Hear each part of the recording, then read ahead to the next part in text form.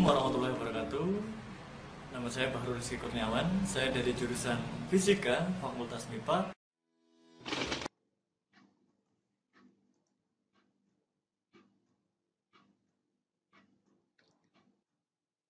Selamat datang di mata kuliah Kewirausahaan Berbasis Sains.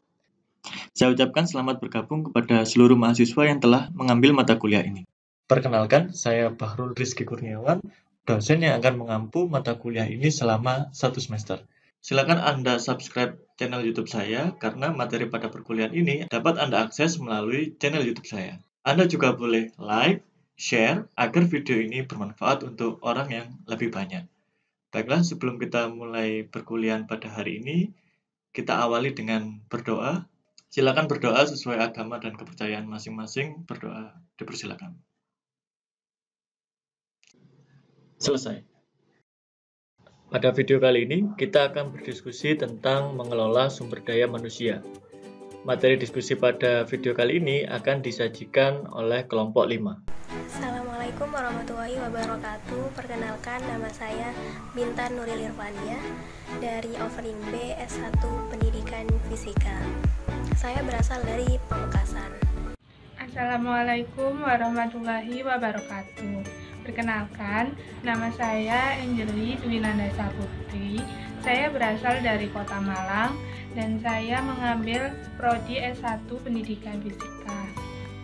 Selamat pagi, perkenalkan, nama saya Monika Rucahayana dari prodi S1 Pendidikan Fisika.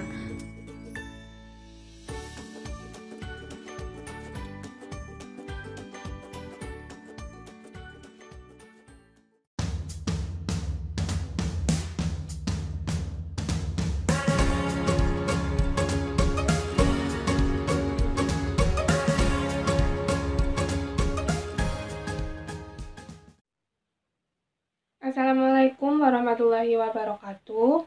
Perkenankanlah kami dari kelompok 5 akan menyampaikan materi mengenai mengelola sumber daya manusia yang termasuk dalam mata kuliah Kewirausahaan Berbasis Sains.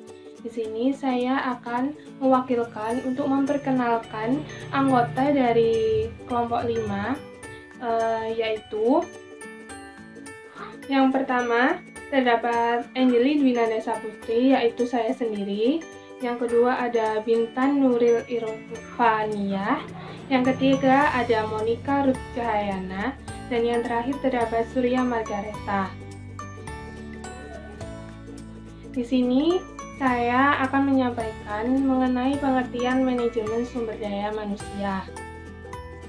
Manajemen sumber daya manusia atau sering disebut dengan MSDM merupakan pengelolaan sumber daya manusia yang menjadi aspek penting para wirausahawan untuk menjadi motor penggerak kegiatan usaha dengan klasifikasi secara profesional.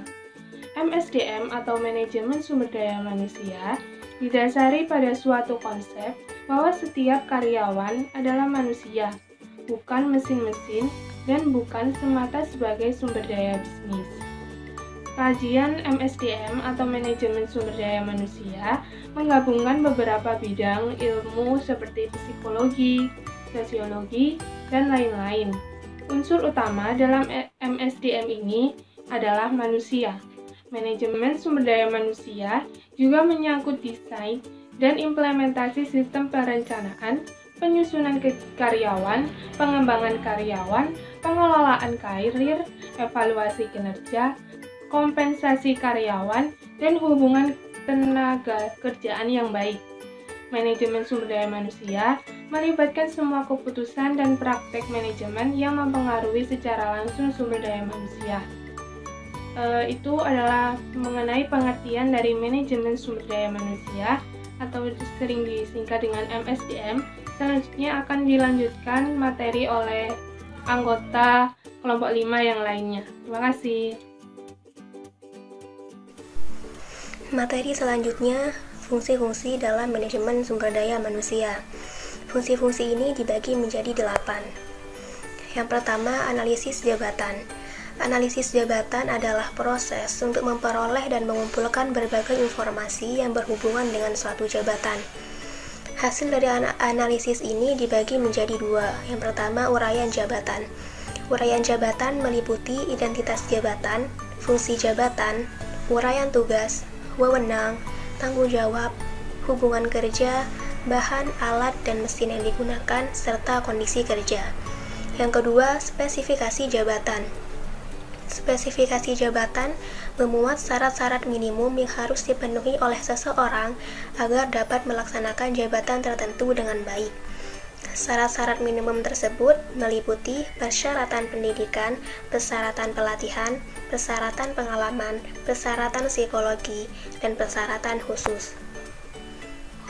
Yang kedua, perencanaan sumber daya manusia. Perencanaan sumber daya manusia merupakan kegiatan merencanakan jumlah tenaga kerja yang dibutuhkan sesuai dengan analisis jabatan yang sudah dibuat. Hal ini penting dilakukan oleh perusahaan agar perusahaan tidak mengalami kekurangan atau kelebihan karyawan. Perencanaan sumber daya manusia merupakan suatu kegiatan yang dilakukan secara sistematis untuk meramalkan atau memperkirakan kebutuhan sumber daya manusia dalam suatu perusahaan. Perencanaan tenaga kerja diperlukan perusahaan karena beberapa pertimbangan. Yang pertama, untuk memenuhi kebutuhan karyawan baru karena ada pembukaan cabang baru atau pendirian usaha baru. Yang kedua, adanya karyawan yang keluar karena pensiun atau keluar sendiri atau dikeluarkan oleh perusahaan.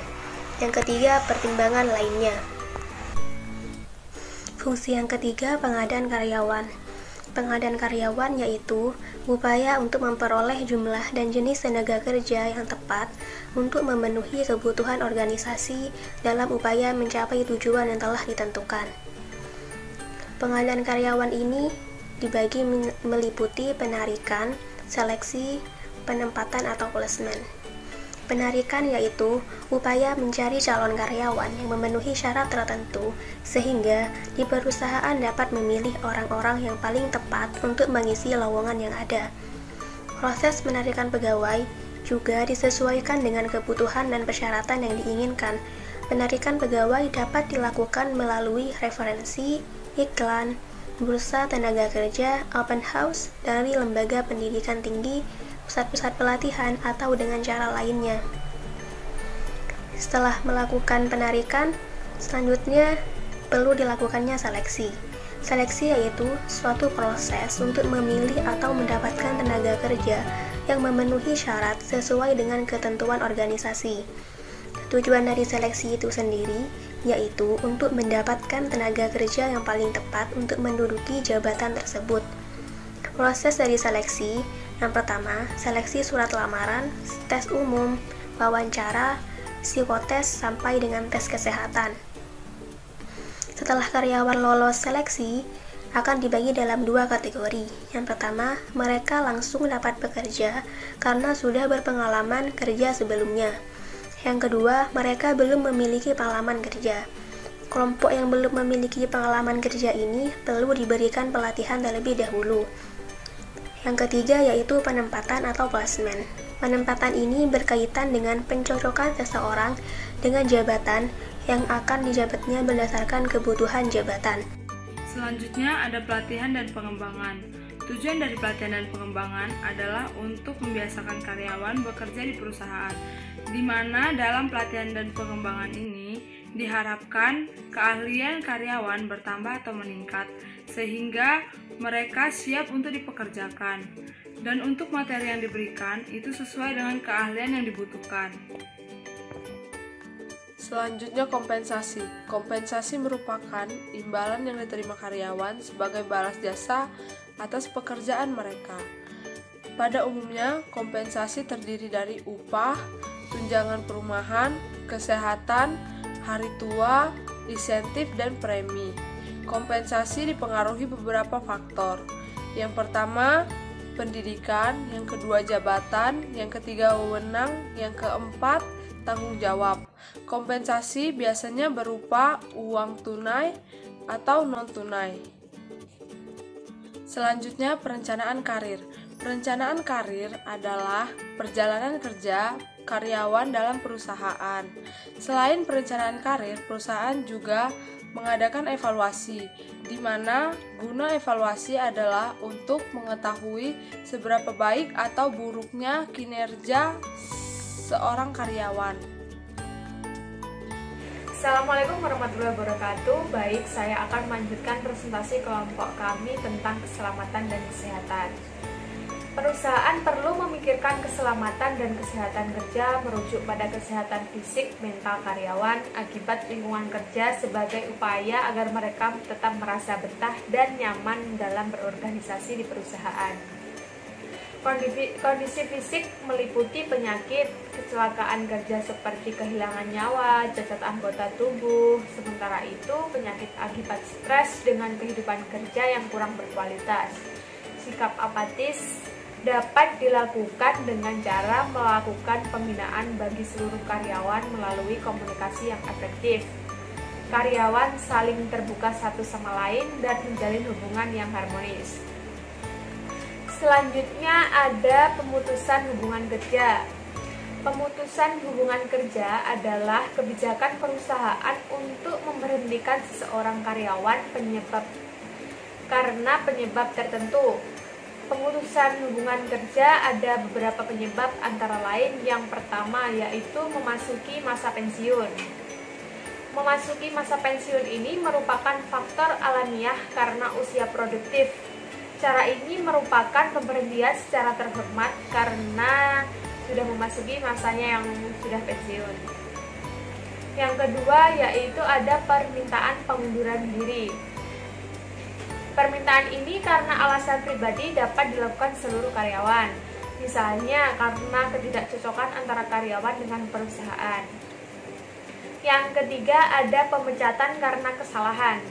Pemecatan bisa dilakukan apabila karyawan melanggar aturan yang telah ditetapkan, baik secara sengaja maupun tidak sengaja. Yang keempat ada pensiun dini. Maksudnya, karyawan bisa dipensiunkan padahal belum memasuki masa pensiun. Penyebabnya bisa saja karena penyakit atau cacat sehingga tidak dapat melakukan pekerjaan seperti sedia kala. Yang terakhir karena meninggal dunia. Faktor ini karena meninggal dunia bisa menyebabkan pemutusan hubungan kerja. Terima kasih, sekian dari kelompok kami. Maaf bila ada tutur kata yang kurang berkenan. Wabillahi taufiq wal hidayah. Wassalamualaikum warahmatullahi wabarakatuh. Terima kasih kepada kelompok penyaji yang telah menyajikan materi diskusi pada video kali ini. Selanjutnya, bagi peserta diskusi, Anda dapat mengajukan pertanyaan kepada kelompok penyaji melalui WhatsApp grup mata kuliah ini. Silakan Anda ajukan pertanyaan terkait materi yang telah disampaikan oleh kelompok penyaji. Anda dapat mengajukannya mulai sekarang. Pertanyaan yang telah diajukan selanjutnya akan ditampung terlebih dahulu untuk kemudian dijawab oleh kelompok penyaji pada saat perkuliahan berlangsung. Saya rasa cukup untuk video kali ini. Saya akhiri, semoga bermanfaat. Wassalamualaikum warahmatullahi wabarakatuh.